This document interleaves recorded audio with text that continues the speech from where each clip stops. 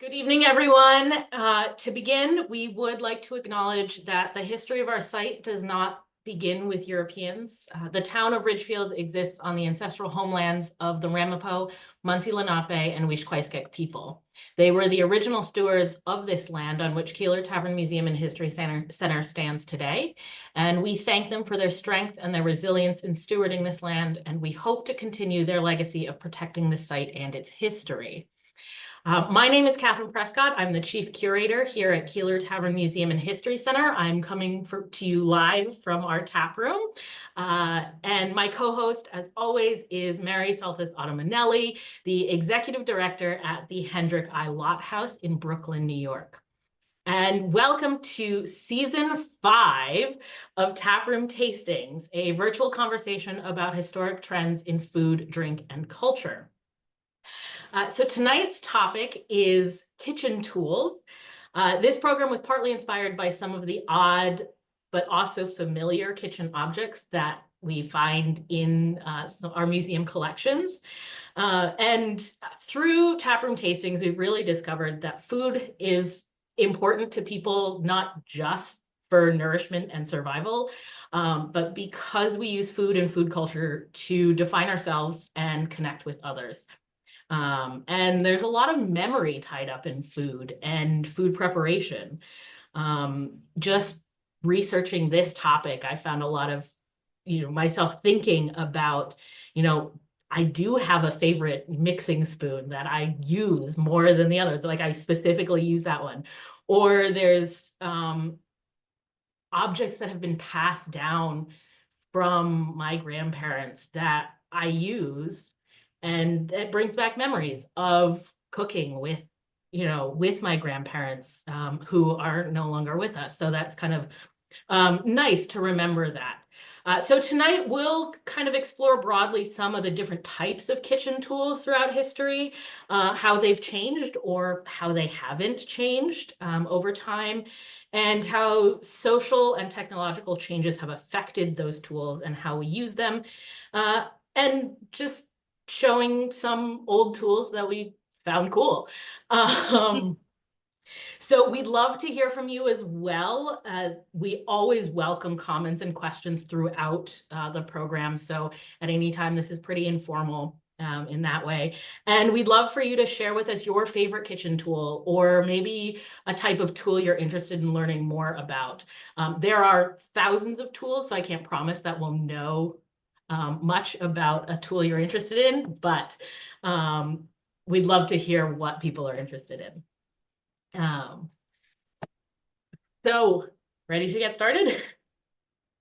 Yeah, that was a great introduction.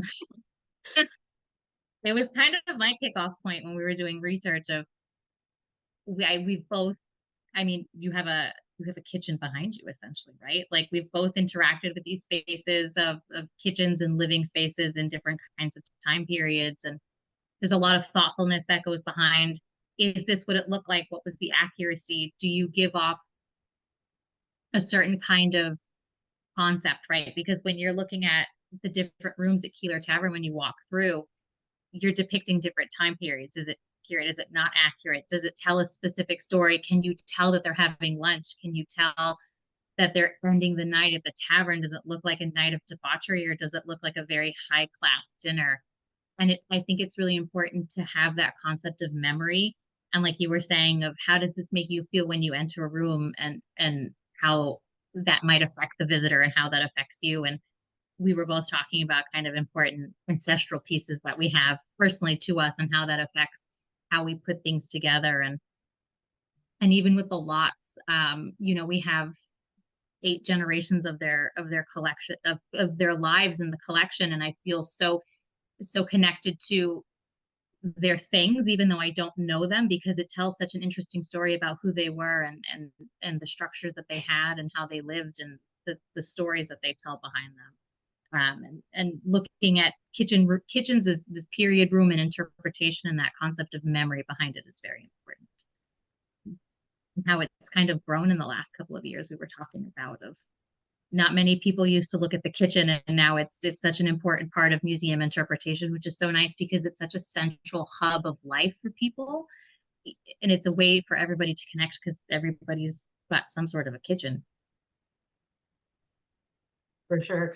Um, when I started, one of the things I really looked into when Mary and I were talking about how we interpret kitchens today, is thinking about the types of tools that were preserved, that we can use in museum collections in interpreting. And especially in a place like this, in this kitchen here, which is the tap room of the tavern. If you go back to the 18th century, you really find for a lot of residences, the kitchen served many purposes. And because of that, you're going to have lots of people through, maybe, or there's all sorts of activity. And so, what space is available for tools and tool storage, and things like that? And that's really going to affect uh, not only food preparation, but the types of food that are prepared. And as we kind of look at different kitchen tools and when they start coming about, you also see changes in the types of food that were common and how food is being prepared. And so one of the first things I did was really just go and look at um, artwork from the 18th century just to see how artists were depicting kitchens, right? And so you can see I have two images here. Can you see them?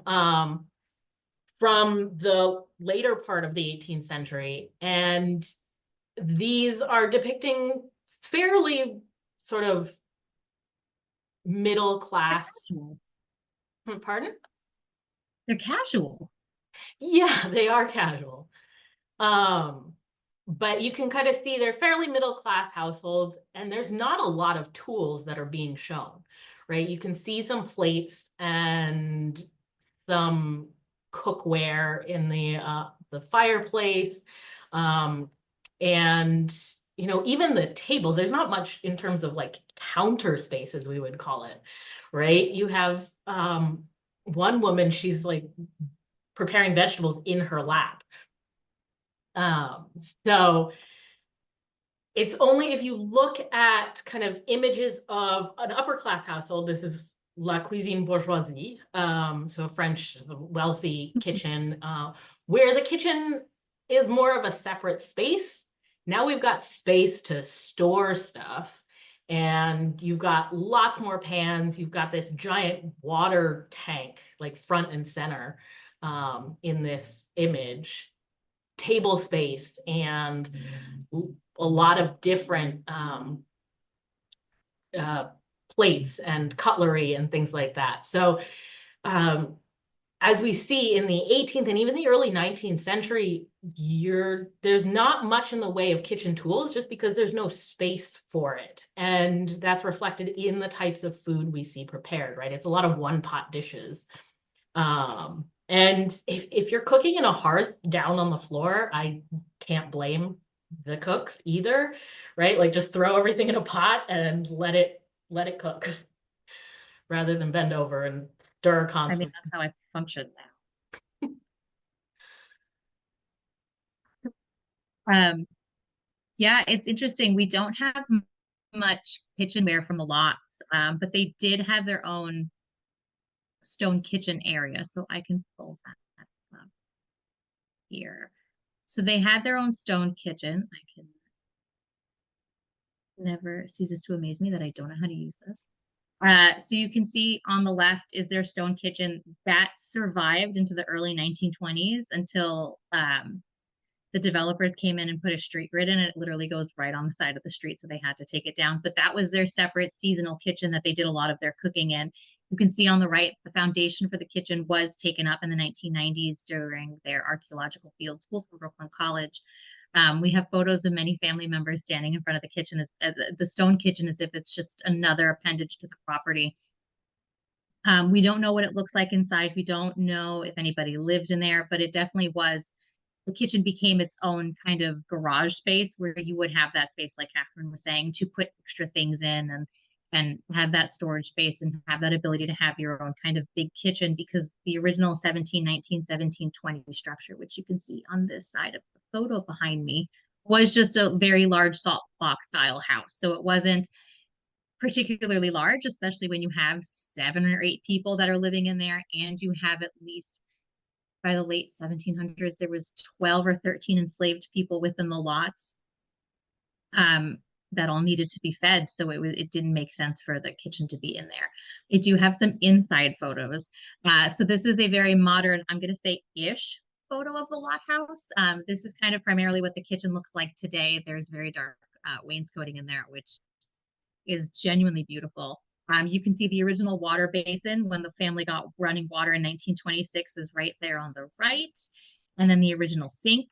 I will say we do have a fridge here now, so it doesn't look that nice. I don't have that many bowls. But on the right is really one of my favorite pieces. It's the original stove from the house before they kind of converted to something.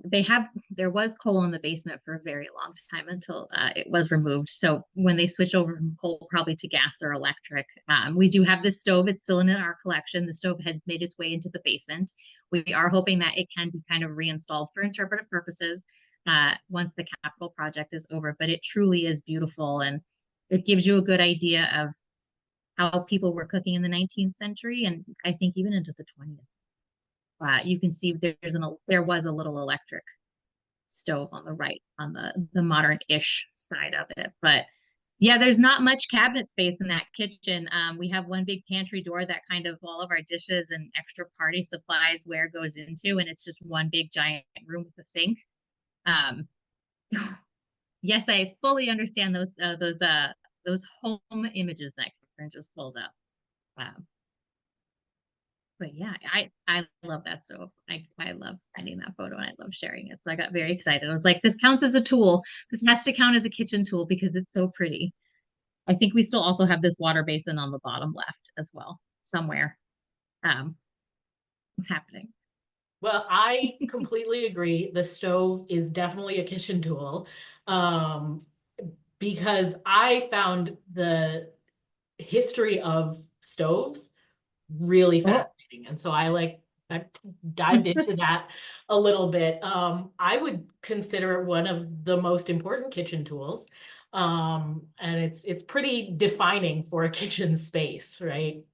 At least these days you would not call a space without a kitchen would not have a stove in it. But I did so.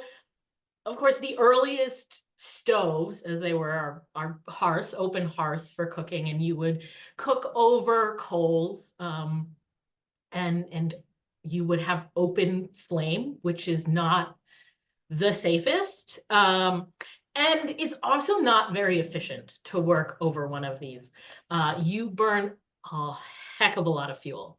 And for the most part, by the end of the 18th century, there were enough people in the Americas that lot properties were not big enough to support enough firewood to fuel a kitchen hearth for a year.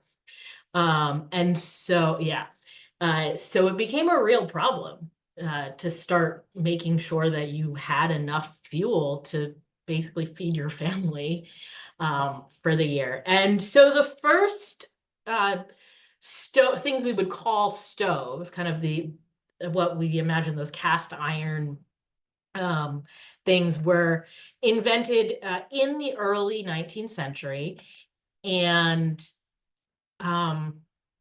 they had a lot of good benefits to them. They were more fuel efficient. They had better temperature control than a hearth, but still not as precise as when we get gas stoves at the end of the 19th century. Produce less smoke. The fire is going to be contained, and they would raise the work surface off of the floor. So kind of started and one of the things that was pointed out in a lot of the readings I did was that iron stoves were adopted relatively quickly for a new technology, whereas a lot of other technologies take a long time to reach sort of critical mass where, you have at least half of all households using that technology. I think it's something like running water, indoor plumbing was kind of made available to the public in the 1870s, 1880s, but it wasn't until like 1940 that over 50% of American households had running water in it. With the stove, people, women mostly, just adopted the stove and said, yep, we're going with this. So I have a couple of pictures of the very earliest stoves. So the first thing we might call a stove was designed by Count Rumford, who was an American, but then he was a loyalist, so he went to England and later got knighted. So he had invented some improvements to the fireplace to help the draft of the standard fireplace, the firebox, so it's less smoky. But he also developed some cooking apparatuses. I wouldn't call them stoves quite yet.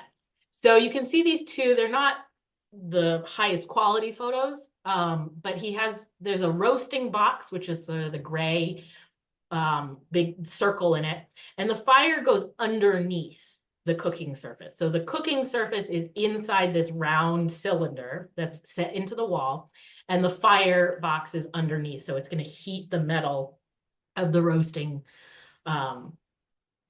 cylinder in there. And so that's kind of the first, but I wouldn't call it a stove quite yet. He also invented this stew stove, or perhaps the better word is designed the stew stove, because it's based off of ancient Roman technology.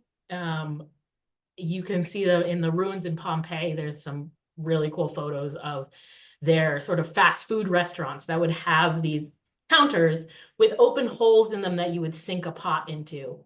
And then the fire is underneath to cook it and keep it warm. And Thomas Jefferson installed one of these in his house at Poplar Grove.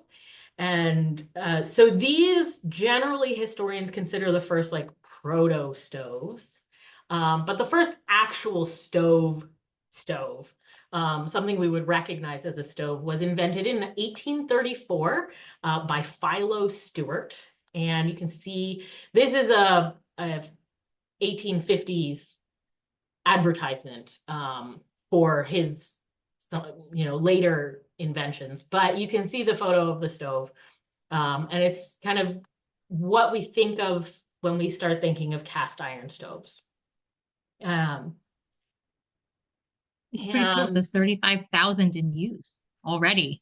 Yeah, that's a big number. It is. So I think they estimated that it by 1864, Philo Stewart had sold 90,000 of his stoves. Wow. Yeah. Wow. It's kind of amazing. So like, as I said, that's within 30 years, 90,000 stoves. So there was really a very fast adoption of the stove. And these stoves were designed for wood or coal. Coal tended to burn longer. It was easier to control the temperature and was more fuel efficient than wood. However, there were some detractors. People believed that these iron stoves had disagreeable smells and made bad air that were going to be harmful to your health, that would cause headaches. Giddiness and stupor was what some of the kind of pamphlets I saw were. And also, in the later part of the century, the 19th century, you start to see a lot of writing from mostly men who were sentimentalizing the hearth and hearth cooking, and saying that they were lamenting the loss of the wood or smoke taste that would be incorporated into the food, and that they miss this sort of like domestic and social gathering that happens around a hearth, things like that. And in front of the glow of the open fire, I think Nathaniel Hawthorne wrote something about that. um, and things like that. And you see a lot of these changes kind of towards the end of the 19th century, a lot of this talk when you have this massive immigration boom. And so it's triggering kind of this intense nostalgia for the good old days, Mm. right? When everybody had a hearth. Um, and so I was looking at some more, and all of these stoves are kind of standalone. And you can see with the decorations and everything, they are very much, and if you read, it's kind of hard to read the small text, but if you look at the advertisements, they're very much geared towards women. They talk about how nice, and beautiful the casting is, and how They they have are. beautiful filigreed legs. They are absolutely gorgeous. They're gorgeous. Um, The and marketing worked. yes, and one of the other things that they were highlighting in a lot of these advertisements is the fact that these stoves can come apart. Because one of the things is, yes, they're more fuel efficient, they're better at temperature control, and they're supposed to be labor saving. However, you do have to clean them once a week. And so being Mm. able to take apart your stove makes it easier to clean. Because cast iron, if anybody's ever had a cast iron pot or pan, right, it rusts like so easily. And so, yeah, these stoves need to be completely cleaned and then blacked once a week.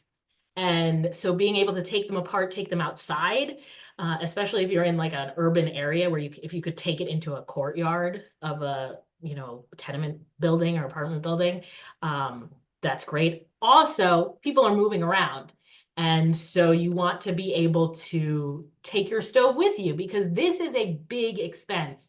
I think it was calculated that these Sears Roebuck stoves cost the equivalent of about $1,500 to $2,000, which is probably I haven't looked up the latest cost of a stove, but is probably around there.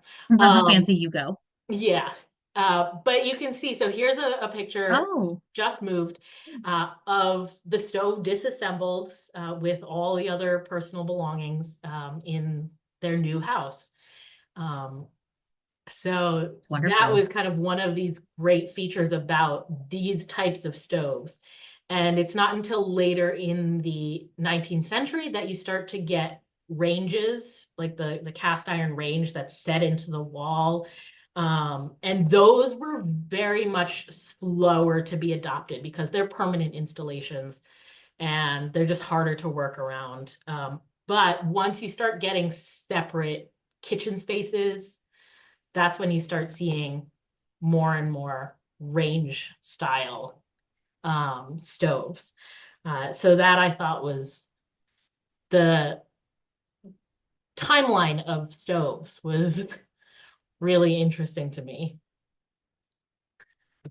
No, I think it's important that we kind of very mention the dominance of the domestic sphere and how women led and women focused these kitchen spaces and kitchen tools, especially for advertisements are. It follows you from earliest I saw was 1820s, 1830s into that post-war, interwar period where you get um women specifically getting businessmen coming and knocking on their door of like, don't you want to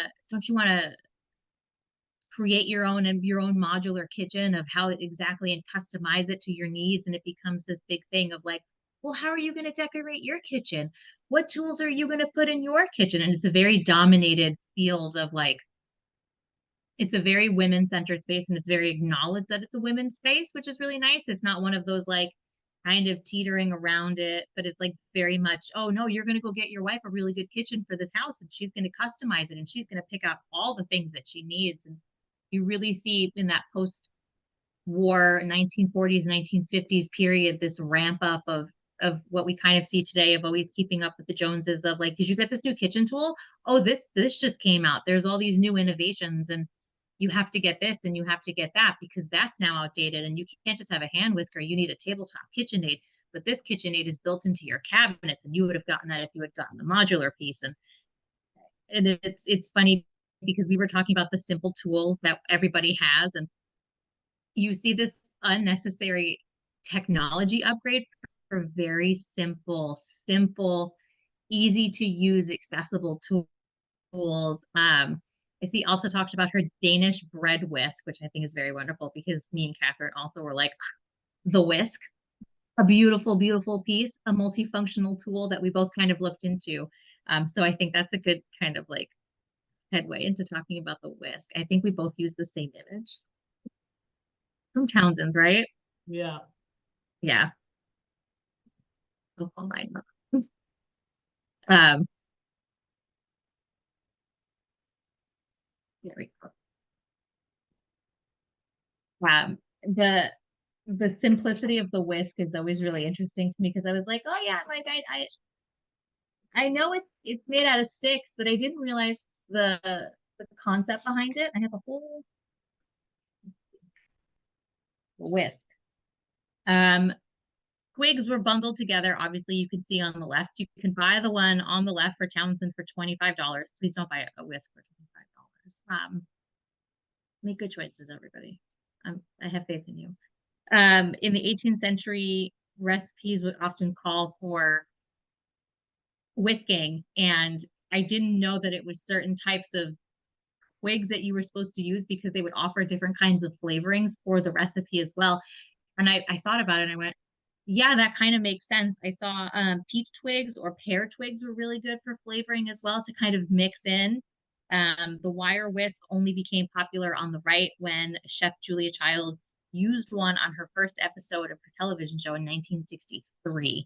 So we'll talk a little bit more about Julia Child and all of her beautiful, beautiful kitchen tools a little bit later. But it was really interesting because I think of it such a tiny little tool, but it's so useful and it's so multifaceted. Um, I think we were both reading the same Colonial Williamsburg article too, right? Where they were talking about how these whisks are a lot better than the metal ones because they have so many different touch points. So it actually makes it fluffier and lighter, and you have to do less work than using a metal whisk that is static and in the same spot. You can't get as much air into whatever it is that you're whisking together. And I'm very interested about like having a seasoned whisk now. Like Yeah, maybe I will buy that $25 whisk. yeah, I didn't think about the flavoring that the twigs would give when you're whisking because I did know like there are certain types of twigs that are recommended for making these whisks because Right.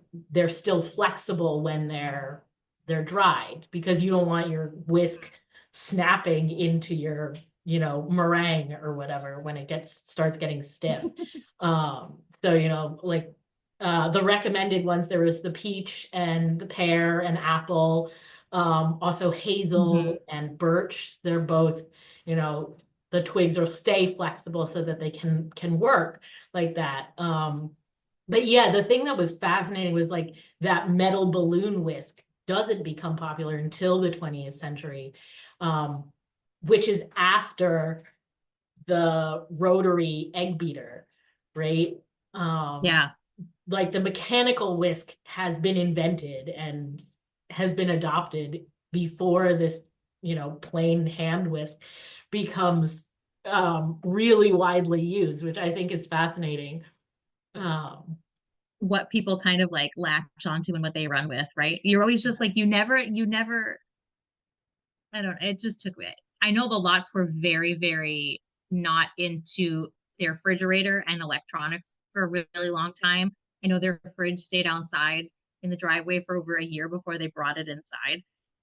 Um, so it definitely is like resistance to change. But if you're making this whisk, you can get it for free. You have the twigs in your backyard and it's adding seasoning to your recipes. I understand why the one made out of branches and twigs would be a lot better than the metal one that offers me kind of nothing except for uh recyclability. I don't know, but I couldn't figure out how many times you were able to use a whisk, like the ones made out of a twig before it wasn't good anymore. So I I, wonder if that has something to do with it. so one of the things, I think it was in one of, there were a surprising number of articles from Colonial Williamsburg about whisks. And one of them mentioned that generally you could use one of these whisks for like 2 years. So that's a Wow. long time. And this came up a lot in different tools that I was looking at about efficiency, right? A lot of tools were meant to be Hmm. labor saving or time saving. But once you started actually using them, maybe in the actual task they're meant to do, they were saving Yeah. labor and time, but in the care and maintenance and cleaning of them, you end up, spending that time and You make that labor to time do it. back. And so the thing Yeah. about these whisks is like the sticks, you kind of, whisk them around in some soapy water and then rinse them and then they're done. Whereas, the metal whisks, you have to take care of the metal and make sure that it's not going to rust. Or the mechanical, rotary whisks, you have to make sure not to get the Mhm. gears too wet and get the oil, washed out and things like that. So, things that are Yeah. meant to Yeah. make the task easier end up making more work in other places.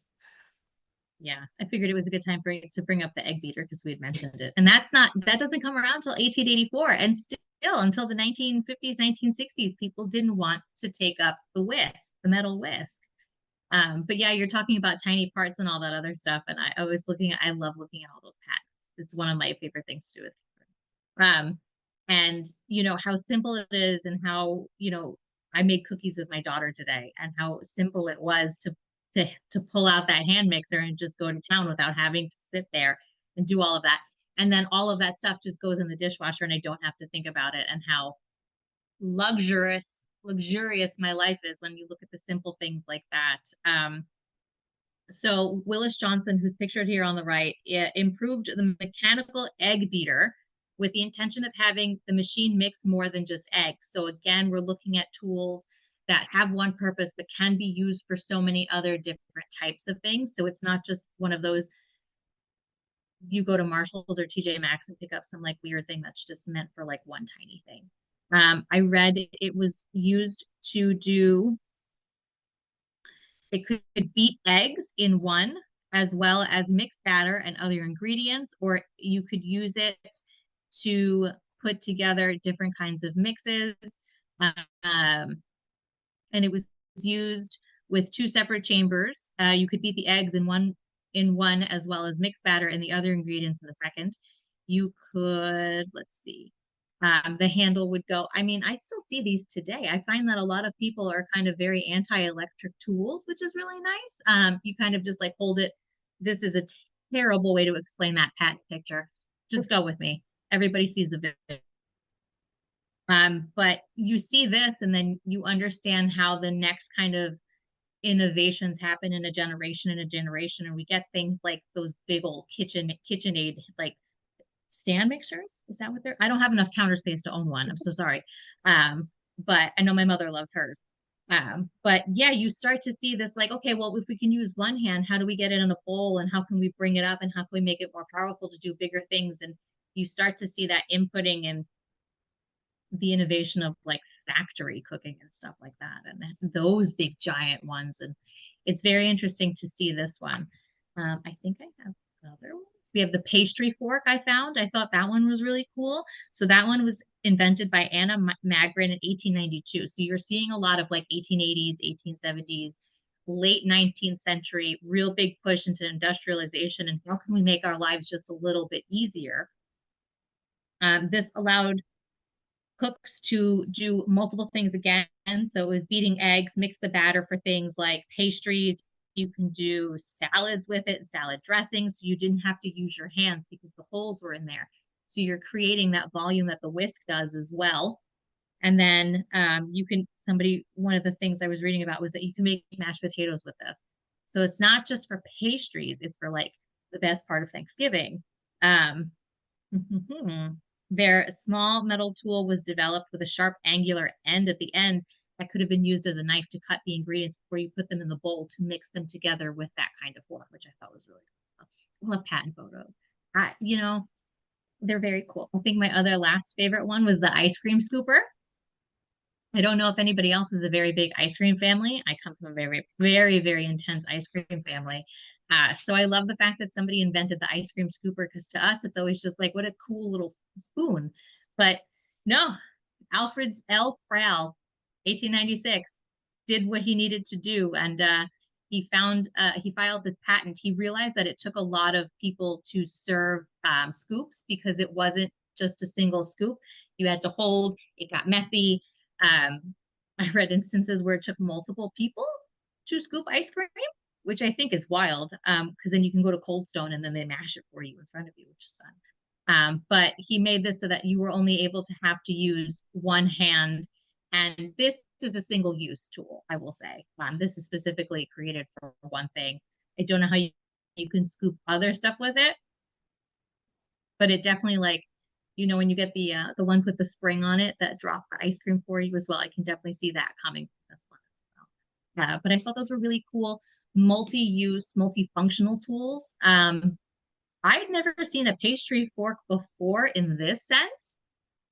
I kind of want one I mean, now. it looks kind of like a spatula of something, like, like With those a knife at the fish end. things. Yeah.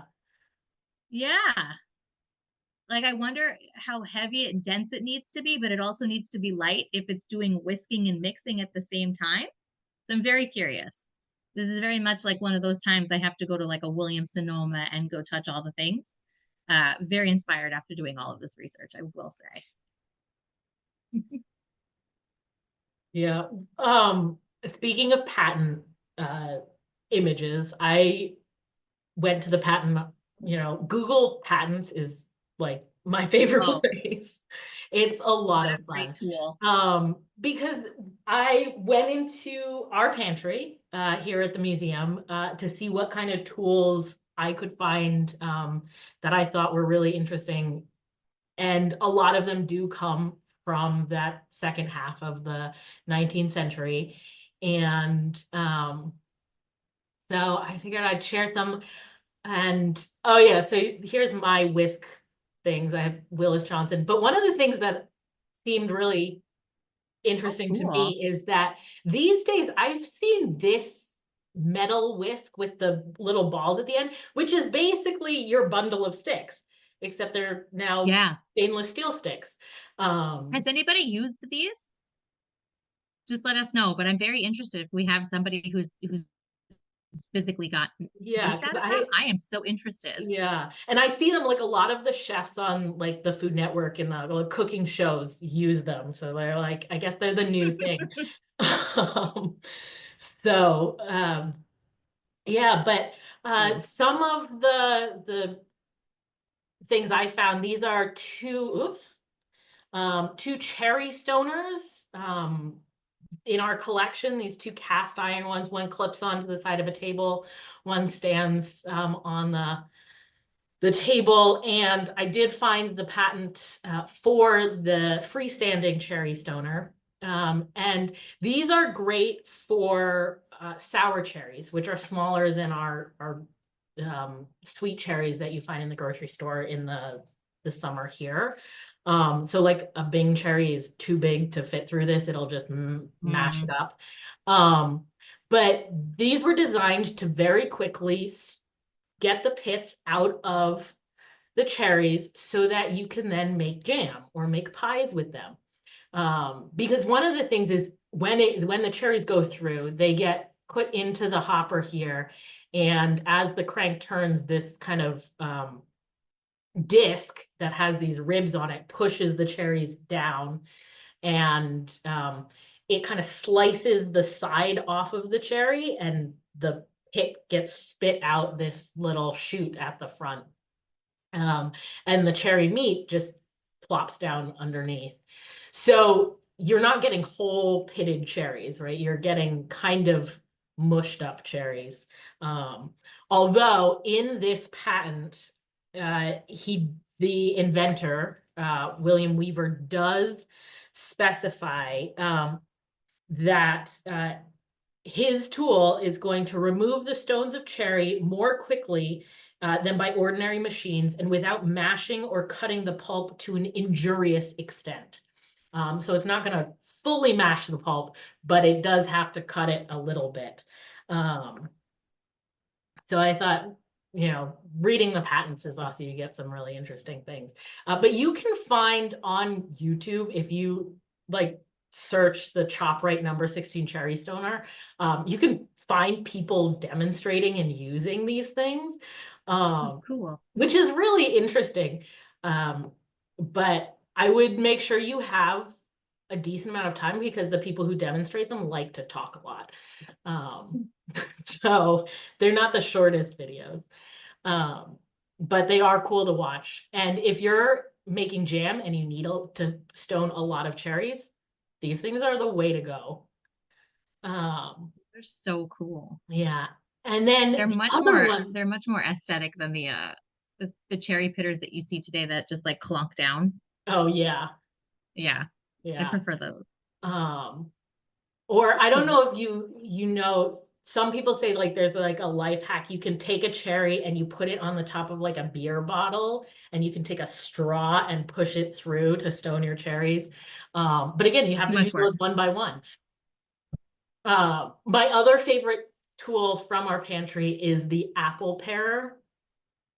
This one Ooh. is an early 19th century apple parer. It's wood, and you would kind of sit or kind of put your weight on the platform here, and you can turn the apple and you just hold a knife up to it, and as you turn, the apple spins, and you can pare the skin off of your apple. And as we know from our apple program that we did a couple of years ago, apples were a big deal, and everybody, especially in New England and New York, in the 18th and 19th centuries, had a lot of apples. And so, if you need to pair a lot of them, this was the way to go.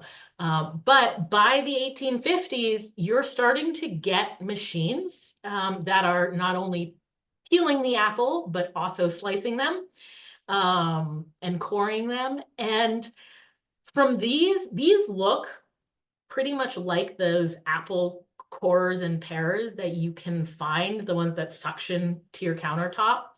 Um, they look basically the same, like it hasn't changed much in terms of design, which I find fascinating because that design is what, 170 years It old. works.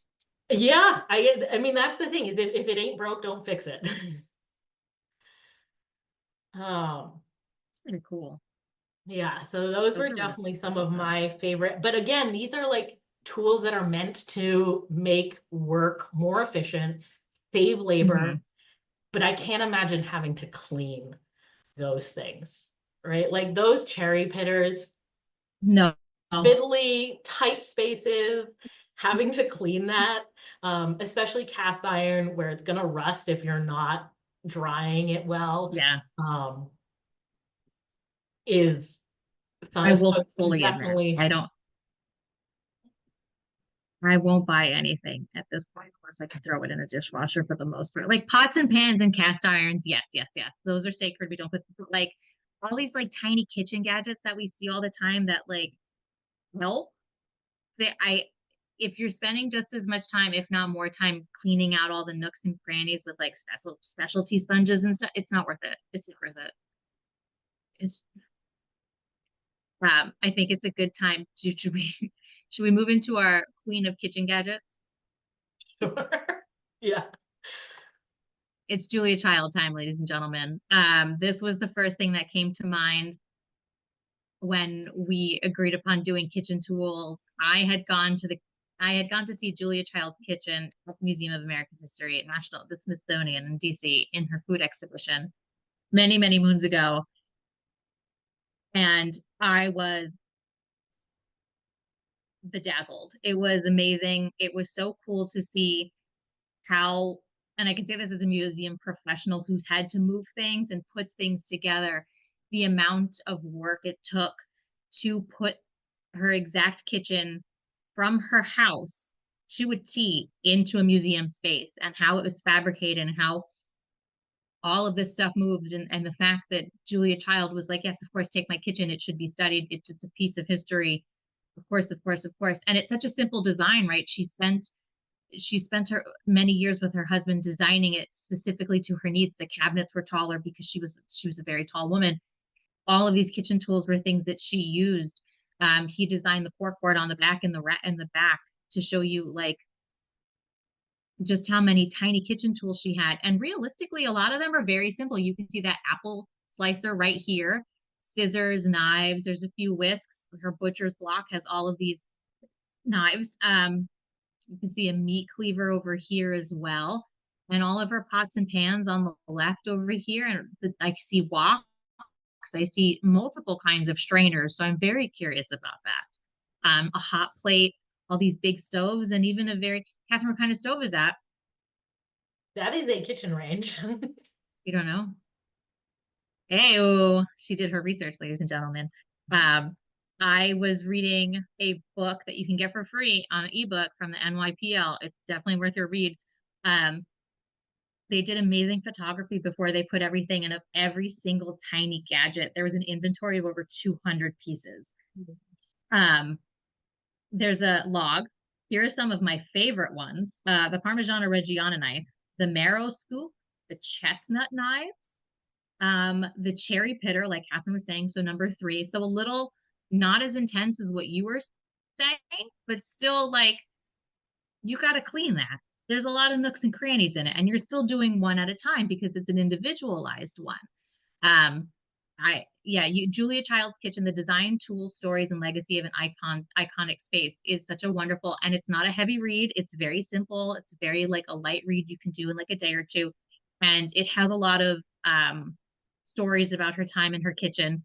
There's one really cool photo. It's her husband, Yan from Yan Can Cook, and oh, what's his name? Not Jacques Cousteau. Jacques Pepin. Oh, I forgot his name. All of these is Jacques Pepin. Thank you. I was like, Jacques Cousteau. I don't know my French cookeries. I'm so sorry.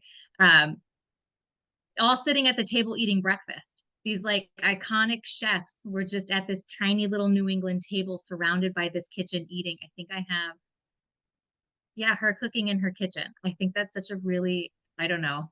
If anybody has a chance to go to DC and go to see the food exhibition, that they do change up some of the exhibition spaces from it. It's always phenomenal. They do a great job. One of my favorite museums. I love a Smithsonian. Access to free education is very important to me. But yeah, the fact that they were like, can we have your kitchen? And she said yes. And it's such a great interpretive tool to learn about how a woman pioneer was cooking at the time, and the influence that she had on such a big industry. I know my mom used to watch Julia Child, Yan Can Cook. She used to do America's Test Kitchen still today. And those are like core food memories for me, even though I don't make anything from it. I know she'll be like, do you know what I saw on TV? I'm going to make this. And is the best when it comes to stuff like that. I will share, um, when we were talking about memory and stuff like that, one of my favorite memories is my grandmother's rolling pin. So it's not a stereotypical one. It's a very large stick, which I found out was a broom at one point in time. Thank you, immigrant behavior. This would make the dough very, very thin for the fried pastries that she would make. I just love that it was used to be a broom. But yeah, it's this very long piece. It's probably like 2 or 2.5 feet long. And she would just sit there at the table for hours making these like seasonal dishes and diples, we would call them in Greek. But this just meticulous detail to getting them as thin, the dough as thin as possible. And it was never a regular rolling pin. Like that was discouraged. It was always this one. I know I've seen her use a regular one over the years, but I always distinctly remember this one. So shout out to my mother for taking this photo at the last minute. But yes, memory really does play an important part because it's part of the senses that you think about. It's what you smell, it's what you hear, it's what you taste, and being in a kitchen reminds you of so many important things.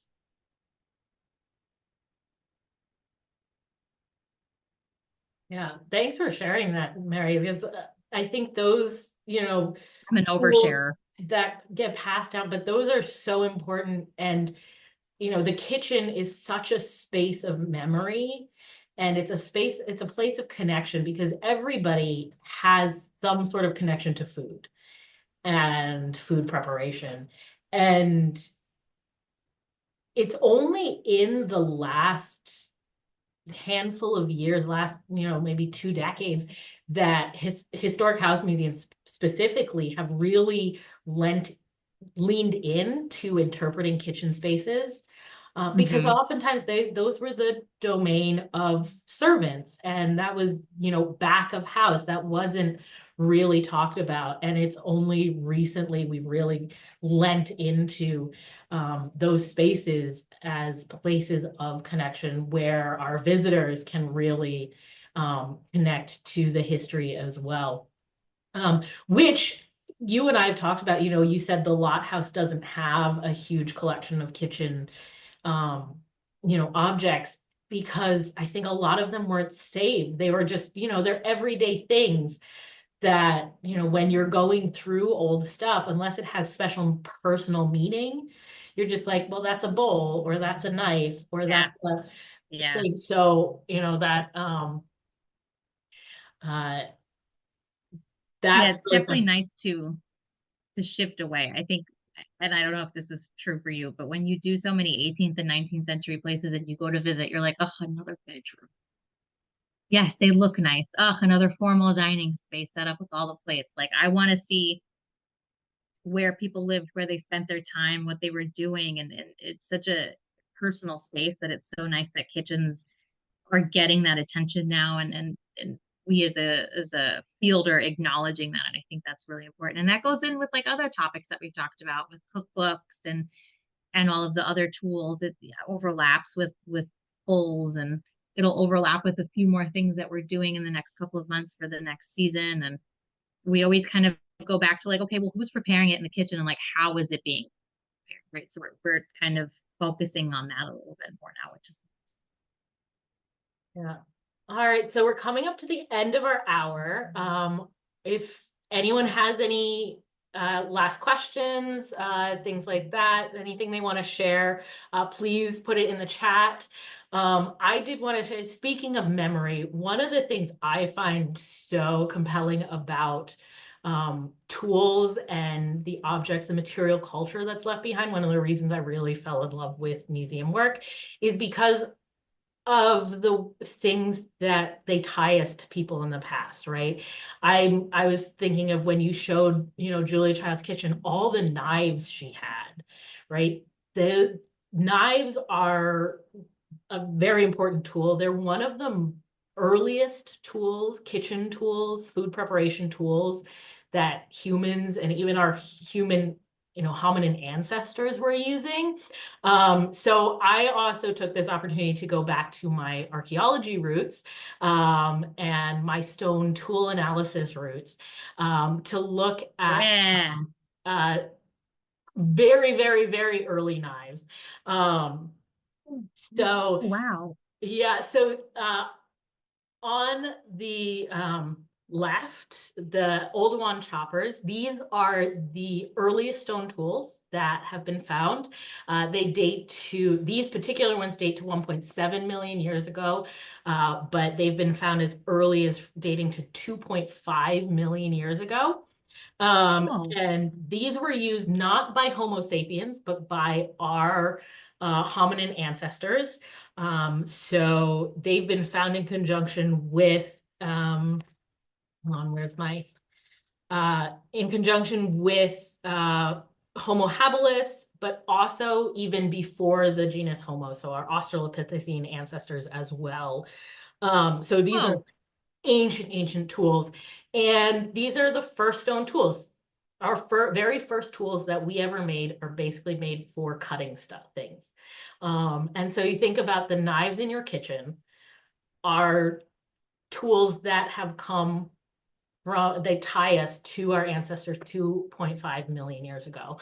And you can see also how they've evolves and through time, as new technologies and materials become available to us, we adapt them and we make knives out of them. So you have your flint knives. These are, this particular one is North American style blade, and then you have the copper knife, which comes after that. So the Copper Age, actually, there weren't that many copper knives made during this period. People stuck with stone knives because copper dulls super easily, and is really hard to take care of. So the stone actually was better.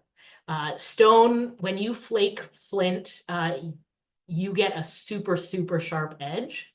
So it's really useful and it's really easy to resharpen. But then once you get into iron, then you start getting the actual metal knives. So starting about 1,000 years ago, we really get, 1,000 years ago, we get metal knives. And It so looks you like get, it was a keychain. it does sort of look like that, right? Like it was probably It like has the little, hooked onto somebody's belt or something. So we get that's iron, really cool. and then steel. And we had steel for quite a while until we go to stainless steel. And one of the things, this is the newest object to our collection that I just accessioned. This is a knife polisher, cleaner, sharpener tool. And these were super popular. They were invented by a man named George Kent in London. He first patented this invention in 1844, but they were produced and sold up through the 1920s. He sold over 100,000 of them in the first 50 years. In America and England.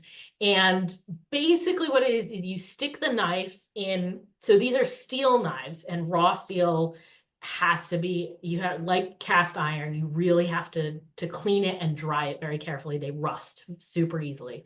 So you stick the knife into these slots, and inside you have this like rotary wheel which has these leather and bristle kind of cleaners. And as it turns, you've also put emery powder in there, so like a stone polishing, the same thing on an emery board for your fingernails, right? And so that gets rubbed across the knife, and it polishes it, it cleans it, and it sharpens the edge as well. And so these could be found in 9 different sizes, and practically every household from kind of lower middle class up would have one of these. Like they were How, ubiquitous. how big is that one that you accessioned recently? So this one is kind of a mid-size one. It's 22 inches. The base is 22 inches. It is Okay. heavy as all get out. Okay. I was Um, gonna say. Yeah, so this is kind of like middle, upper middle size, but they come in like floor size as well. Um, yeah, so this was Cool. something that I found really cool. And this is our newest addition to the Keeler Tavern collection.